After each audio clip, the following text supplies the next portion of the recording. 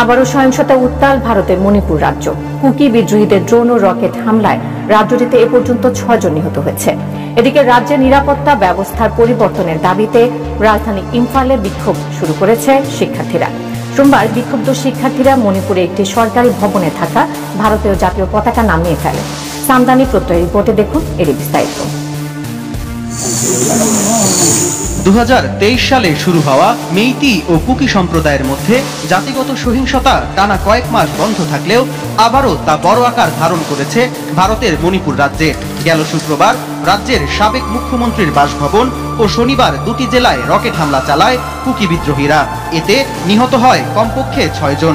পরিস্থিতি নিয়ন্ত্রণে আনতে ইতোমধ্যেই বন্ধ ঘোষণা করা হয়েছে রাজ্যের সব শিক্ষা প্রতিষ্ঠান। চলমান সংকট মোকাবেলায় রাজ্যের স্থানীয় কর্তৃপক্ষের নিরাপত্তা ব্যবস্থার পরিবর্তন ও শান্তি ফেরানোর দাবিতে সোমবার রাজ্যের মুখ্যমন্ত্রী বীরেন সিং এর বাসভবন অভিমুখে বিক্ষোভ শুরু করে শিক্ষার্থীরা।